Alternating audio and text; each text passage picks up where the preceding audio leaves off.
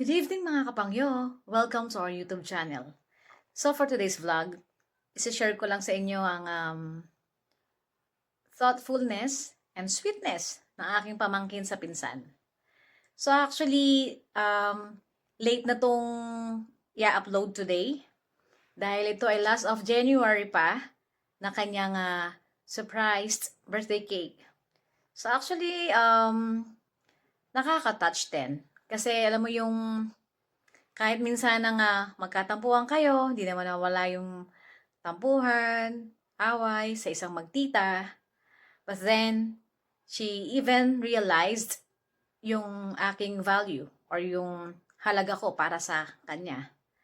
Na as her tita, so it means na mabait pa rin ako. Kasi hindi pinapahalaga pa rin nila yung birthday ko, no?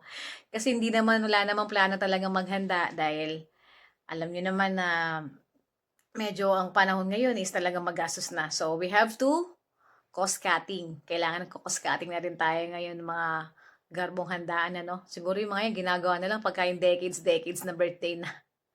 So, ayoko naman palagpasin yung effort ng bata na hindi ko ma-share sa inyo. Kaya I decided to finish this content or this video. Ginawa ko na rin ng pinagsama-sama ko na yung video na ginawa niya and then yung ginawa ko. So, panuorin na lang natin mga kapangyo. Okay, aalis, samahan nyo kami hanggang sa dulo. So, tignan nyo kung gaano ang sweetness ng batang to. Kung paano yung effort niya. And for sure, iba sa inyo yung mga titas, titos, no? May mga pamangkin din kayong ganito. So, let's see. 6.5 hours later. Hello mga kapangyo. Ako muna nag-open ng vlog na to kasi susurprise na si Tita Donna. Birthday niya tomorrow. Umorder lang ako ng maliit na cake. Ngayon is padating na siya. Kaya mamaya samahan niyo kong kunin siya. Ngayon tulog siya. Tulog si Tita Donna ngayon. Ang oras ngayon is 11:06 na. Samahan niyo ako mamaya, surprise siya. At kunin natin mamaya yung cake na in-order ko. See you mga kapangyo mamaya. Mga kapangyo, kukunin na natin yung pinag-deliver kong cake. Samahan niyo ako.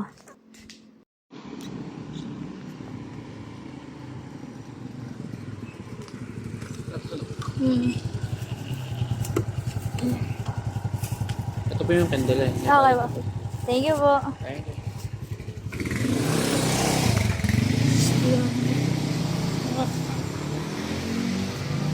Ito na guys, nakinuha ko na sa rider. Pinadeliver ko siya. Pang surprise natin kay Tita Donna. Dahil kasi birthday niya bukas. Yeah, favorite niya na to. Gustong gusto na tong cake na to. Kaya ito ang in-order ko sa kanya. Tay, si Philippine Beauty ka ba ta? Hata. Hey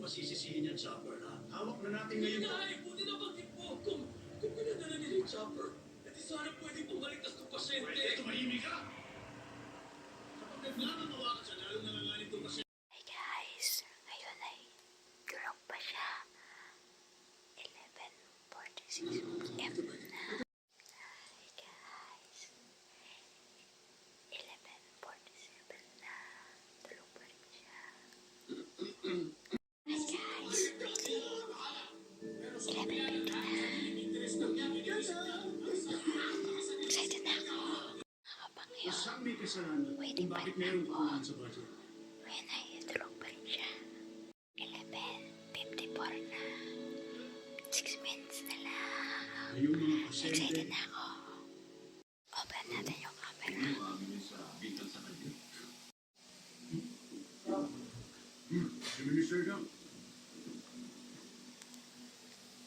No, this is not correct. Tulog pa rin siya.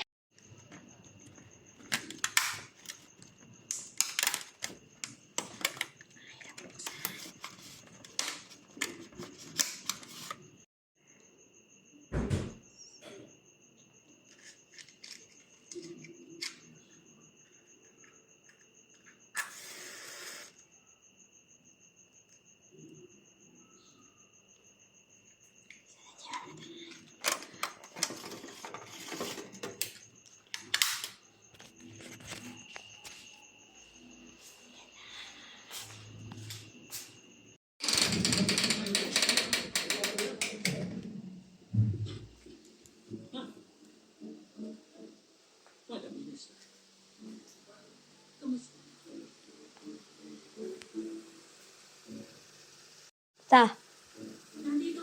Ta. Ta. Ta Donna. Ta. Happy birthday. Dali na. Ang pangit mo dito. Ha? Alas 12 na.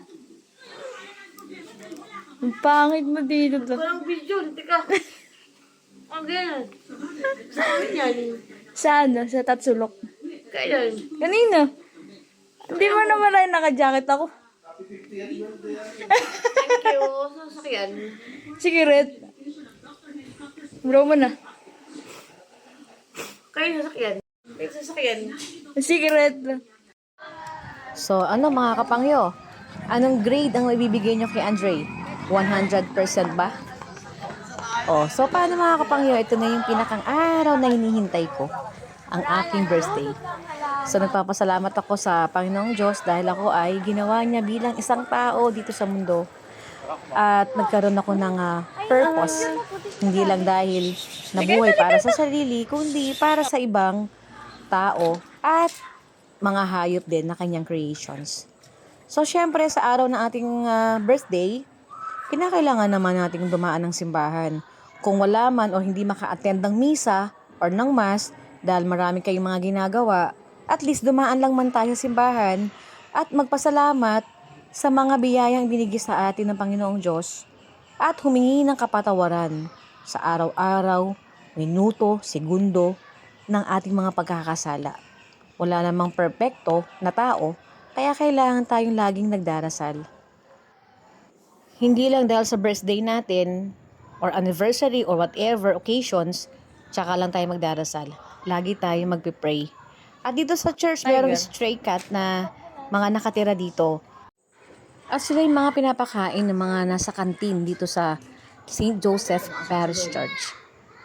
And napakasarap din naman na malaman na kahit na ang pari dito or ang priest ng church na to ay napakabuti at napakabait din sa mga stray cats na nakatira sa paligid dito sa loob ng simbahan. Ultimong security guard dito ay napakabuti at mabait din sa mga pusa dahil hinahayaan lang niya na maglaro ang mga ito sa paligid. At itong si Chico, pinangalanan namin Chico, everyday na dadaan kami dito sa church, binibigyan namin siya ng food at ang iba pa niyang mga kasamaan na naka-stay dito. So, ayan mga kapangyo, syempre, hindi na mawawala sa atin talaga ang magpakain ng stray cat. So, after nating dumaan sa simbahan, pupunta naman kami ngayon ni Andre sa aming trabaho. So, ito yung work namin na sinasabi ko sa inyo, ipakikita rin namin ang sideline. Hindi lang kami ngayon naka-uniform kasi syempre, birthday ko naman. Nakita nyo, kahit birthday, kailangan magtrabaho. So, see you later, mga kapangyo!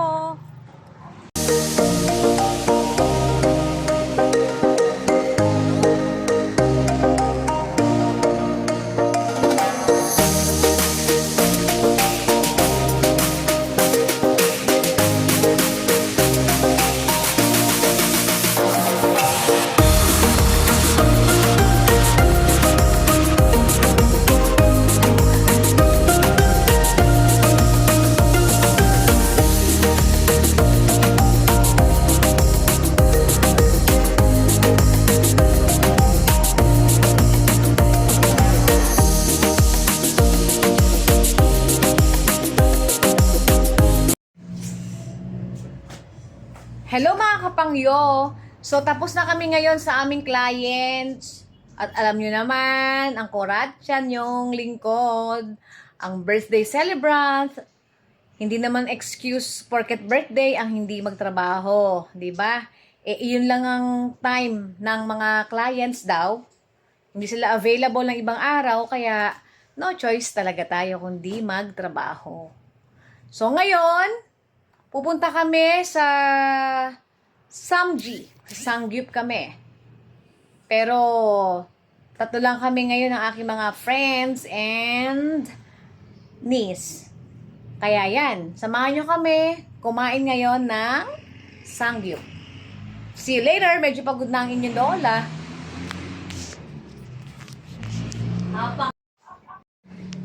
So, tara, mga kapangyo.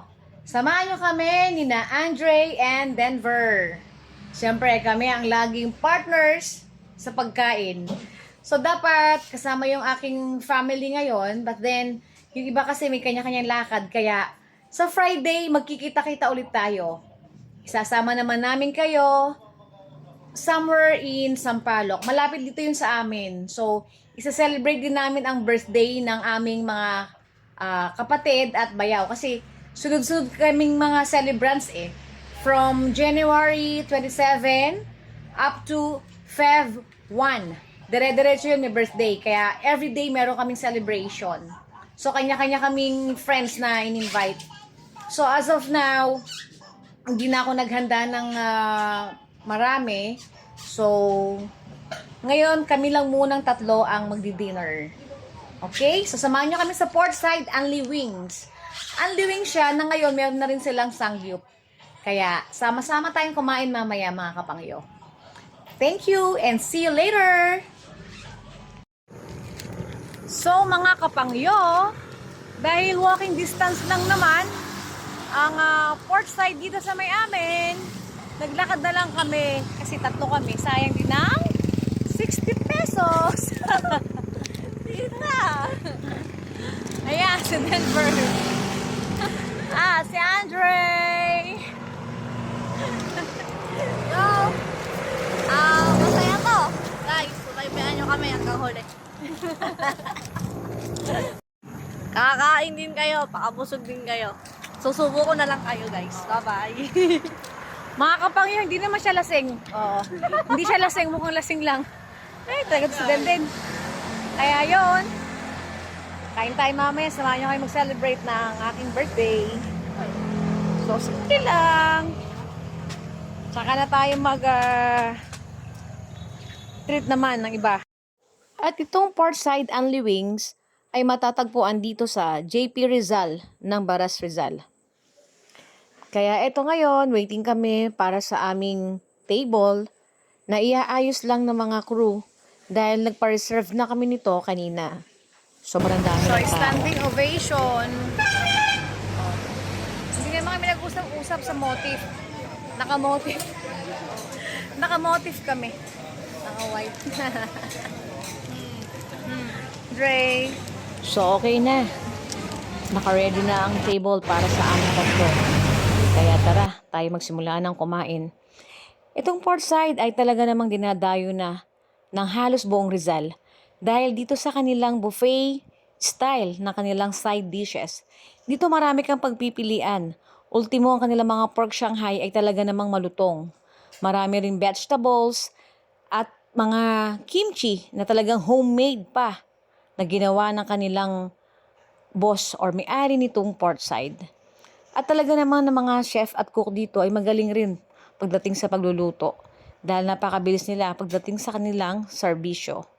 At dito talaga ang binabalikan namin ay ang kanilang homemade na potato chips. Ito, napakalutong talaga. At ang kanilang macaroni salad na talaga namang nagustuhan nitong si Andre at ni Denver. At pati ang kanilang homemade na kimchi. Kaya tara mga kapangyo, sama-sama nating celebrate ang aking munting birthday ngayong araw na to. Ang crew ay mabilis ding umaksyon sa mga pangangailangan ng bawat customers. O diba, napakalaki ng kanilang serving dito. Kaya naman talagang mabubusog ka. Sa halagang 199 each person, sulit na sulit sa budget. Ang inyong makakain ay talaga namang napaka-quality dahil sa sarap ng timpla. Kaya itong si Andre ay nawiwiling maging chef sa harap namin dalawa ni Denver. Mahilig din kasi magluto ang batang to. Birthday celebrant. Kaway ka naman dyan. Ayan. Pagaluto ng tao. Okay. At talaga namang mainit-init pa ang Unli Wings na to. At talaga namang napaka-crispy niya. At napakasarap talaga ng kanilang mga flavors. Lalo na tong Cajun, Parmesan cheese, salted eggs, at ang kanilang spicy chicken. salted egg. Talaga namang mapapaulit ka sa sarap. At ang kanilang buffalo wings. At kaya mga kapangyo, pag na-try nyo dito, talagang babalik kayo. Kasama ng inyong pamilya, kaibigan at mga mahal sa buhay. Mabait at friendly rin ang pinaka-owner nitong Portside. At maging ang kanilang mga crew dito ay talaga namang friendly rin sa mga customers.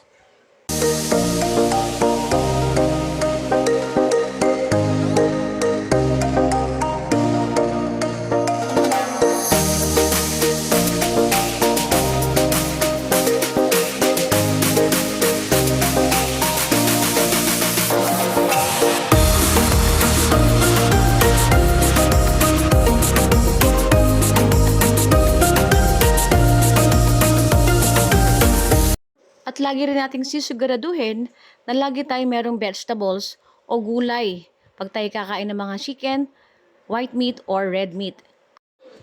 Para maging balance naman ang ating diet.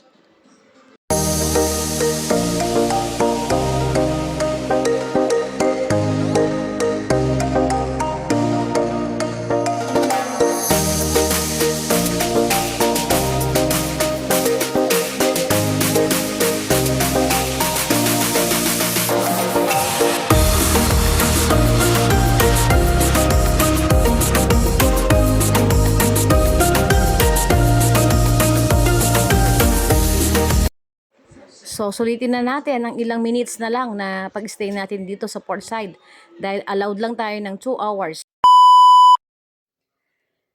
So, this is it. Ito yung regalo sa akin ng friend ko from Canada. Oh, lagi nila akong binibigang mag-asawa every year. Hindi nakakalimot yon. So, thank you to Glenn Jimenez and Maan Jimenez for this cake. Napaka-thoughtful nyo. I love you both. And this is my wish. Kaya mga kapangyo, thank you sa pagsama sa amin sa araw na to sa aking birthday. And syempre mga kapangyo, unang-una, nagpapasalamat ako sa Diyos, kay God, kay Jesus, sa pagbibigay sa akin ng buhay bilang isang tao dito sa mundo. O, diba? Ang drama ng inyong kapangyo. And of course, I thank God for giving me a lovable and thoughtful mom, my mommy, Teresita Golia. Ay, wala na akong mahihiling pa kay God. Dahil ang mami ko, ang paulit-ulit kong hahanapin sa mundo. Kahit mapunta pa ako sa second life, siya pa rin ang hahanapin kong mother. And sa inyo, alam ko, marami rin sa inyong swerte sa magulang, sa mga nanay o mommy, kung ano mang tawag niyo, whatever, mama, basta, yun pa rin ay mother. Kaya, thank you rin sa aking mga kapatid na nagbigay ng, and thank you rin sa aking mga kapatid na mga ever supportive din, kahit na hindi kami nakapag-celebrate ngayon together, kaming lahat-lahat, dahil may kanya-kanya mga ginawa. Thank you sa ice cream na bigay nila, sa food and everything na pinagsalu-saluhan nila kahit wala ako dito sa bahay. And salamat din sa aking mga friends, sa surprise syempre ni Andre last night. Yun, ipapakita ko sa inyo yon sa unang video nito. And then to follow this video. Na-surprise ako and napaka-thoughtful din niya. And syempre sa pagdating na aming kasamahan si Denver Yellow mo. Kaya yun lang, and thank you sa mga pinsan ko na nasa Canada na mga nag-greet sa akin dito, bumati. At sa mga friends ko na bumati rin sa akin. Kahit sa simple celebration, I thank God very much for all the wonderful blessings. So salamat din sa inyo mga kapangyo sa pagsama sa pag-celebrate ng aking birthday. So always remember, thank God, do good, and believe in yourself. Sashimi! Bye, and God bless you all.